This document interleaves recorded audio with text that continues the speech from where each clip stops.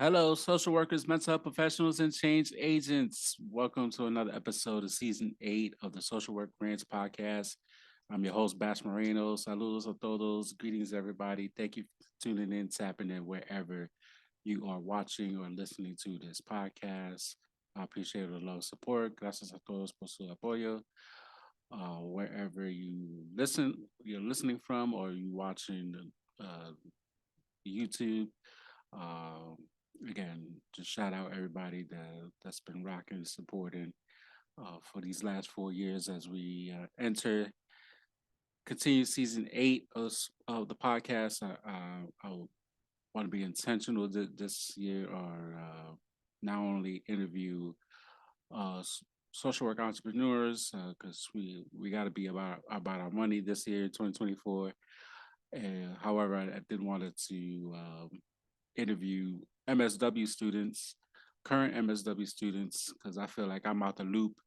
What is happening in in the, these these grad school streets, and the more things change in life, the more they stay the same. So I just wanted to hear and see for myself what is happening, and want to be intentional in interviewing current MSW students, no matter where you're going to school at. I'd love to have you on. I currently have a current MSW student. Before I introduce my guest, I want to do the disclaimer because I always forget to do it on video. This podcast is not intended to be used as a substitute for individual therapy or any sort of counseling. If you need assistance, if you have a therapist, contact your therapist. If you have a psychiatrist, contact your psychiatrist. Call 988. If you really need assistance, call 911. For all my out of the country listeners and viewers, or whatever your emergency number is, use that. It's okay not to be okay, but get the help that you need. And this episode is brought to you by Bass City Entertainment LLC, doing business as Bass City Consulting, focusing on financial education for Gen X people of color. For more information, go to Bass Moreno. That's BASMORENO .com for more information. I'm doing free financial consultations. If you're 40 and over in the Gen X uh, sandwich generation, you got a elderly taking care of an elder, and you got kids on your own, and you're trying to manage finances and feel like you're lost in the sauce. By all means, let's talk about it. That being said, my guest is this time MSW student out in Hunter. I haven't heard that school in a long time. Asia Swift, how you doing? I'm well. Thank you for having me. No, no, I'm glad we able to connect and talk about what's going on in New York City. What's going on at Hunter in terms of grad school, your experience so far, and kind of where you want to take your MSW degree too. So for just so just talk a little bit about yourself and like what's going on at Hunter. So currently I'm graduating in May 2024. So this is like my final semester, but Yes, gotta all do right, thank you. We have to do the summer classes okay. after. So like the professional seminar and things like that. So we getting ready. I'm getting ready to start my final year, and I'm excited. I'm like learning different things about, what I want to do after I graduate. I'm in the community organizing track, so it's a little bit different because everyone else I know is like clinical social workers or they're in the clinical track. So a lot of the people that I came into Hunter with are I no longer see them, so because we're in two different tracks. So like with community organizing, basically, it's about the community, whereas, clinical work is more one-to-one therapy and things like that. With community organizing, we try to like enhance the quality of life for people wherever we are, whether it's in our neighborhood, whether it's in a different neighborhood, things like that. So Hunter's been very good to me, although again, like everything is more clinical based. So it's like we're getting the education that we need, but it's not as much help as, with the clinical students. But the professors that we have there are amazing. We have there's a lot of outlets, there's a lot of hands-on being done as far as teaching like the community organizing students how to community organize, right? How we're this semester I'm taking like the grant writing classes. Oh, nice. I'm doing my internship at a residential campus for juveniles, so I'm doing like a LGBTQ forum where it's making more the agency more inclusive for like trans population. That's a big thing now for the LGBTQ population and things like that, especially for vulnerable youth. Like, the youth that are vulnerable are more susceptible to violence and things like that. And especially if they're a part of the LGBT community, it's like they don't have a lot of resources. And now with it being prevalent in society now, there's more resources being done. So yeah, I would say Hunter has been great to me. I'm in an OIR program, so I haven't been there for a very long time. It's like 1 year residency. So I started in 2022 and now I'm graduating in 2024. So it's been great. I met a lot of people. The professors are like hands-on. We have professors that have a lot of networking opportunities for us. It's such an amazing opportunity to even be able to go to Hunter, especially because my undergrad wasn't in social work. My undergrad was in therapeutic recreation. So being able to have that opportunity to go to such a great school and get my master's in social work was definitely a blessing. That's great to hear. What made you want to get an MSW degree? So growing up, I was in foster care. So I had negative stigmatism about social workers, social work, and all of these things. And then once I got, into the recreational therapy field, I realized that, social workers aren't the problem. Like, it's like the system. The system is really the problem. And as a rec therapist, I felt like I wanted to do more. Like I'm enhancing the quality of life for my clients, but after we do our session, there's nothing else that I could do to help. And then I started working in like residential care, and one of the social workers who worked at the place that I was working at first, she introduced me to like the MSW program. She was like, you should get your MSW. Like you work so well with the kids. And at that point in time, I wasn't really interested. I'm like, hey, okay, whatever. But then once I got my degree and I started my rec therapy degree, and I started, getting more into like residential care and learning about, the needs of children, I'm like, I can be that person that I wanted or I felt like I needed when I was at that age. So I became an ITM coach in 2020, and ITM is the integrated treatment model. So we teach like DBT skills, coping skills, emotion regulation, and things like that.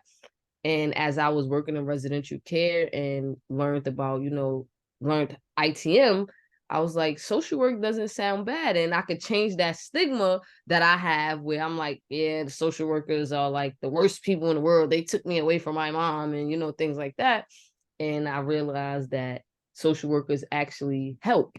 So, and I always wanted to help children. Like I was always that person to be like working in either, whether it was like a residential counselor, a youth counselor, working in summer camps, things like that. It was always like I wanted to help people reach that self-actualization.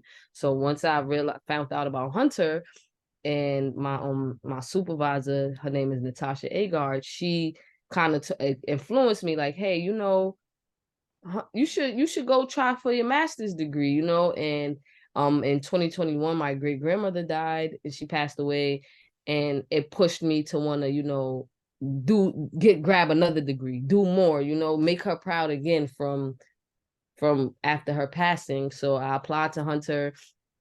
I didn't know if I wanted to do like the OML track, that's like the management and leadership track, the clinical track, or community organizing. So I like read up and did some research about each of those. And something that fit me the most was community organizing, because I already had a degree in therapeutic rec. It was like, okay, I'm already enhancing the quality of life for people. So why not do the community organizing where I can combine the 2 degrees and end up, having my own outreach center, for juveniles in my area, at-risk youth and things like that. That I like that idea. Where where where where you want to do that type of program at? So I have 2 ideas.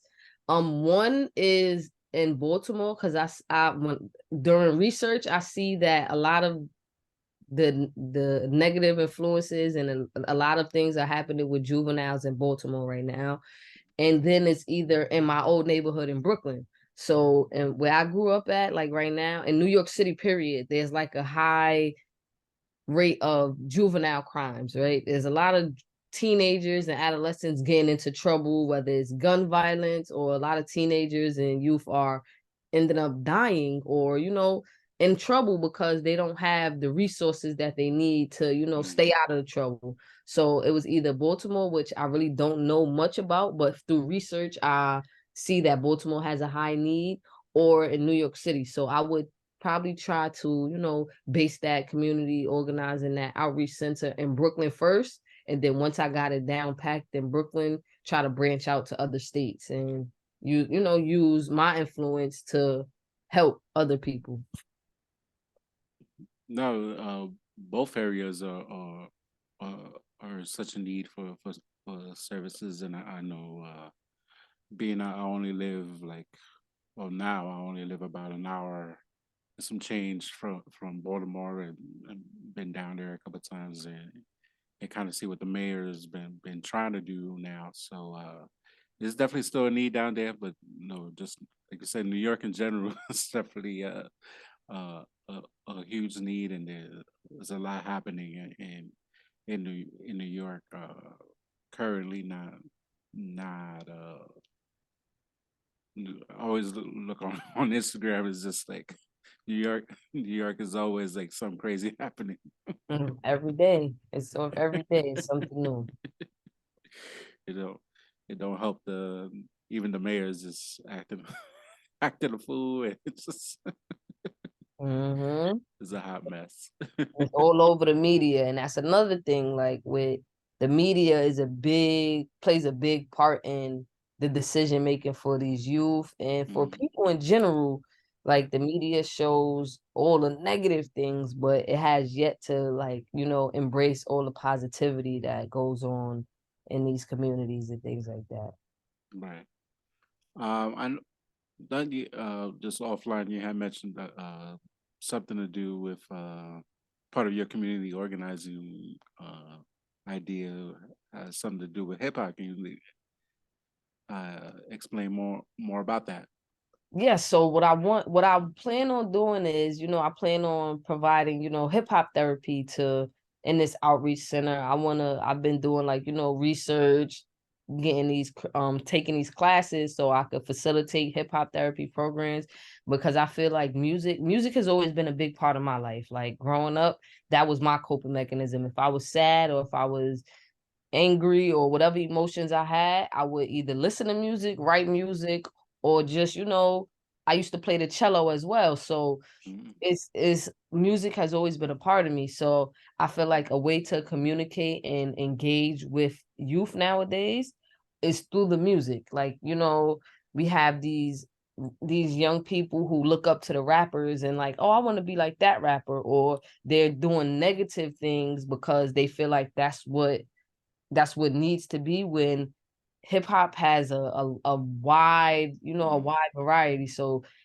using hip hop therapy in my like practice, I will be able to, enhance the quality of life for children. I will be able to get them to express their emotions, because a lot of these young people are unwilling to express their emotions. But if you listen to like their rap lyrics, or if you listen to their poems that they write, they're expressing everything that they don't want to say in these forms of artistic expression. So I wanted to, try to, after I graduate, I wanted to try to, facilitate my own hip hop therapy program within my outreach center or community, so that youth have the opportunity to express themselves without, feeling like they gotta be like closed in, like they have to just not being able to drain their emotions out because they don't know how, when in all reality they do know how, because they're Mhm. doing it through music. And we Right. see like music has a large influence on today's society.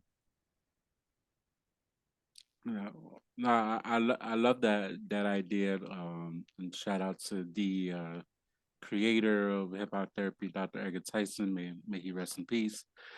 My former MSW professor, uh, and just and I know JC Hall doing amazing work with hip hop therapy. And shout out to, to the homie Brittany Williams in San Diego, doing amazing things with hip hop therapy. So it's definitely useful, you know, needed, and as we recently celebrated 50 years of hip hop. So what better way to continue that tradition? And hip hop has always gotten a bad rap, no pun intended, from since the beginning. So it just I've been a major. I'm still influenced by hip hop. I'm still listening to '90s and early 2000s hip hop, and even though now I listen to the lyrics, it was like I shouldn't have been listening to this song when I was like 11, 12, 13 years old. And a lot of homophobia, unfortunately, that's been played in the '90s and early 2000s, hip hop music, and misogyny and all this stuff. So there's a lot of, it definitely plays, like you said, an influence in how kids listen to music.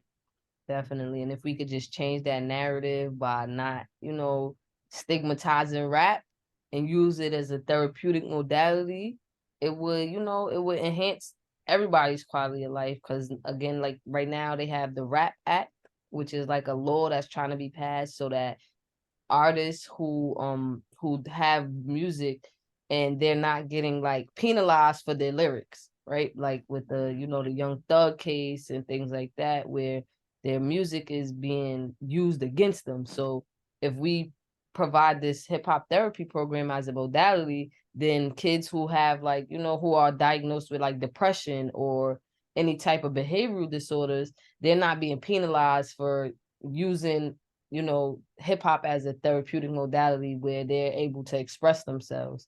So that's kind of what I'm aiming to do, like be able to give these children who feel like they don't have a way to express themselves a way to express themselves, whether it's writing lyrics or it's creating beats for that matter and things like that. Like again, like I got the idea off of reading, reading JC Hall's his his um his papers and reading Edgar Tyson's papers. I even for my final in my research class, I even used some of Edgar Tyson's work as for my literature reviews and things like that, because that's really what I want to do, my end goal. Like I rap, I like spoken word, I'm heavily into the music.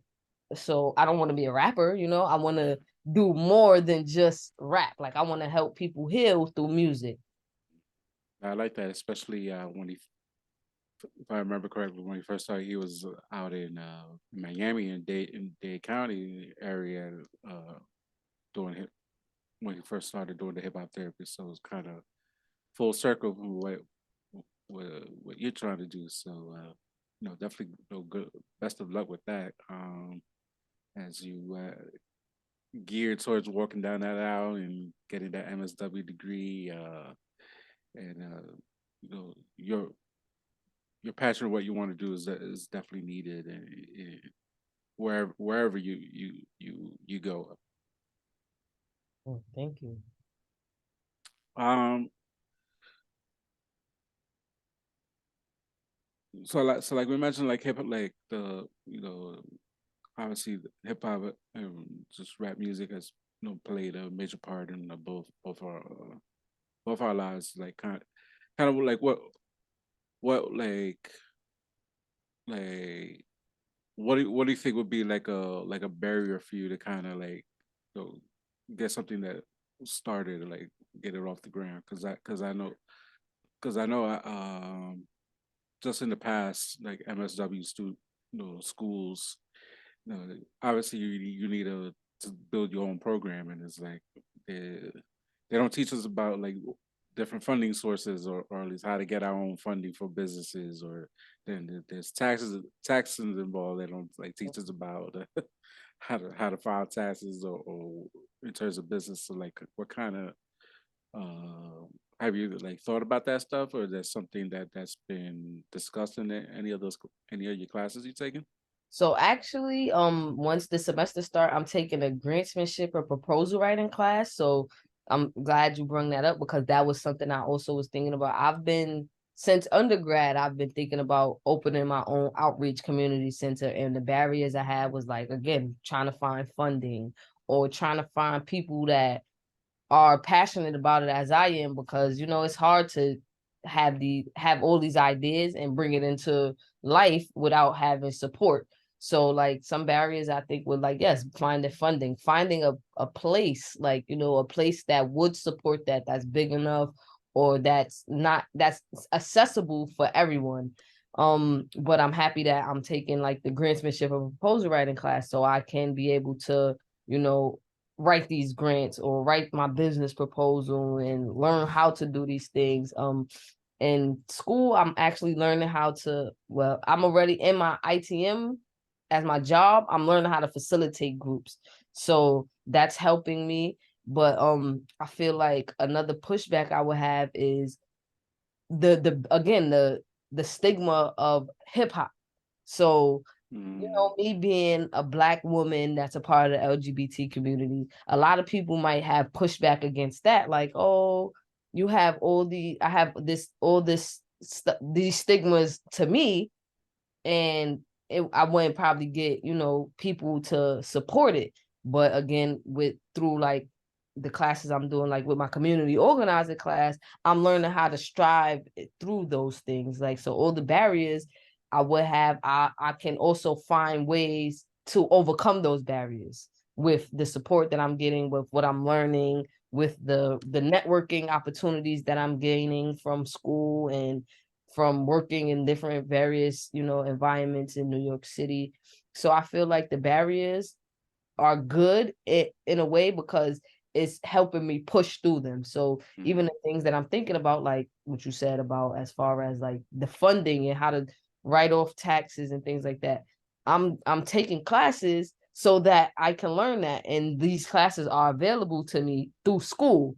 mm. I, lo- no, I love that, and I feel like I don't know, no shade to some of the other MSW programs, but I feel like Hunter is kind of, at least back when I was in MSW, kind of felt like they were like one step ahead of everybody else, and it kind of like, and then I didn't know too many people who even went to Hunter to kind of really gauge that, but kind of just through word of mouth and reputation, they kind of always seemed like they had that one step ahead in terms of everybody else. And when back then, this is like 2009, eight. It was just it was located in a central location. I know since then they changed locations of the school, the building. So there's still a location easily accessible. It was in New York. Like you could like you make the connections and talk to professors, talk to your fellow students, and kind of you got to build that connection. It starts in grad school. And that's something that I wish I would have did. But luckily, like for me, I was already working in the field, and then I went to school, and so I already had that like the beginnings of the experience and finally put whatever I was being taught at work with kind of, oh, that's what makes sense, and kind of put everything everything together. Absolutely. Absolutely. I feel the same way because before I went to get my MSW, I was working in like a group home residential care setting as, the ITM coach. Or before that, I was just a youth development specialist or youth development counselor. So as I'm going to school and learning things and going to work, it's like, oh wow, I was doing I was doing social work this whole time and didn't even know it. And now it's like putting the theories into practice and things like that, which is very beneficial to me.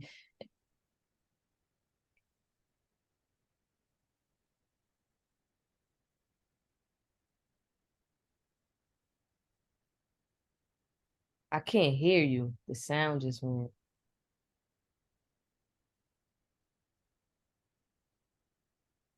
How about now? Yes. Oh, damn headphones. I, I said like I still hear New York, listen to New York radio, so I always hear the commercials for the hiring youth specialists, and then, but I hear the salary, I was like, damn, in New York City, Mm-mm. it's too expensive Mm-hmm. with that little salary. Right. Like how are people supposed to That survive? That? is like salary talk, is that discussed among peers or professors? Yes, so in my research class, we had this semester coming, we're starting surveys and things like that. So at the end of the semester, we had to come up with a survey for post graduation. Like, my group came up with questions like, what is your salary requirement for once you get your MSW? What type of jobs are you looking for to, secure once you graduate? So yes, that's definitely a conversation among, between professors, peers, people who are already in the field, because as we know, social workers are overworked and underpaid. But if you have a passion for it, like that I learned early on in life is that if you're doing something you love, you'll never work a day in your life, right? So because I have this passion for what I'm trying to accomplish, even if I'm not looking to get the bare minimum, right? But even if I'm not making the money that doctors are making and things like that, I get my satisfaction in seeing the youth that I'm helping guide through this journey of life become better people, become their best self. So like, although yes, salary is talked about, I mean, we already know social workers don't get paid what we deserve to get paid. Well, that's why we're trying to change that narrative. I mean, it's going to take a lot of work, but I think pandemic kind of opened people's eyes and realized we're not trying to like bust our behind anymore to make to make pennies. Like it's Mhm. too much happening. Definitely. So you got a big uh how was 2023 for you?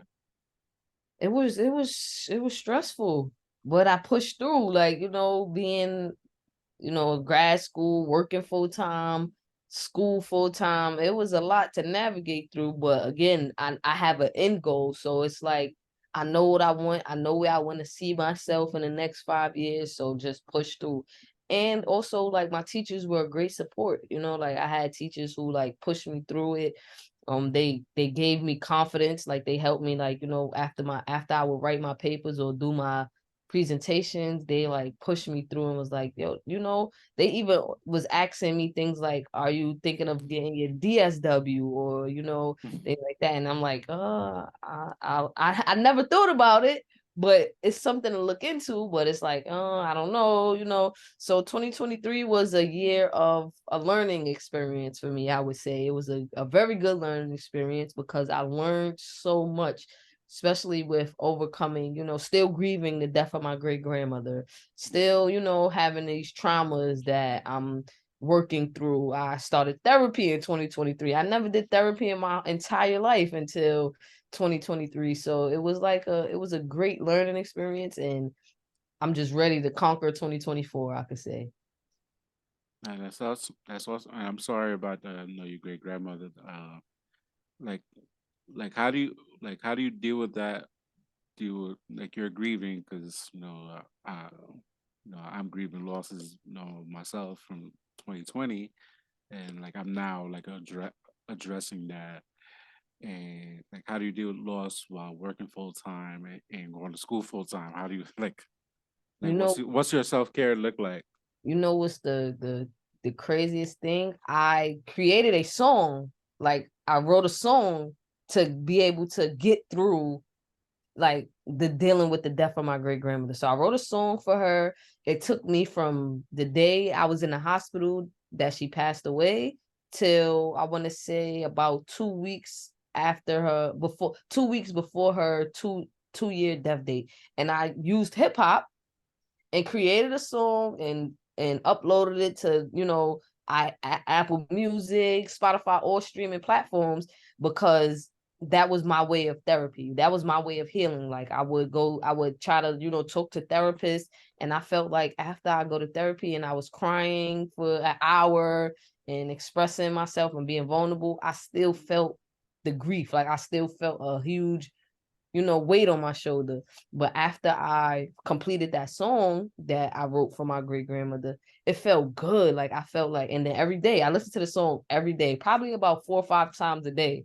I listen to that song, and that helps me get through, and realizing that the things that I'm doing now, like going back to school, getting this MSW, trying to, be that support for other people.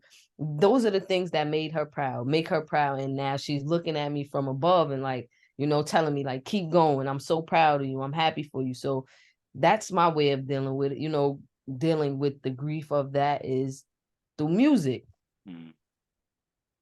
No, that's beautiful, and music is so, as we said earlier, it's so powerful, and really, music can really like help you get through like the toughest of situations. Obviously, depending on what type of music you're listening to, but Mhm. um, no, that's great. Definitely continue success. Like what what some of your goals for 2024 as we wrap up? My number one goal is to graduate. That's the first thing that's on my list. My second goal is to create my business proposal for my hip hop therapy program and get like, a few people on board to support. I also want to, get tap more into like therapy, finding like not, I wouldn't say the perfect, but yes, finding the perfect therapist, because all therapists need a therapist, right? Mm.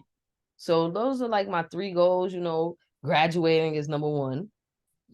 Finding a job that fulfills my needs, like as far as what I'm looking for in after I graduate my social work degree, and trying to get this hip hop therapy program and this outreach center up and running. If it's not up and running, at least have like, the business proposal and the plan to open this place so that, I can enhance the quality of life for everyone around me. No, that's no that's amazing, and you'll get there, and I already see the letters after your name, the MSW letters after your name. So Absolutely. it's already, we already manifesting that. It's just getting that job that fits your needs, and just keep trucking along like you've been doing. Absolutely. Thank you. And no, you gotta ally and support. Like, no, don't be afraid to reach out. Absolutely. I definitely appreciate that. Where can people find you? You can find me on LinkedIn. You can find me on Instagram. My Instagram is They Hate That, THEYHATETHAT. Facebook, La Swift. YouTube, La Swift. Everything is La Swift.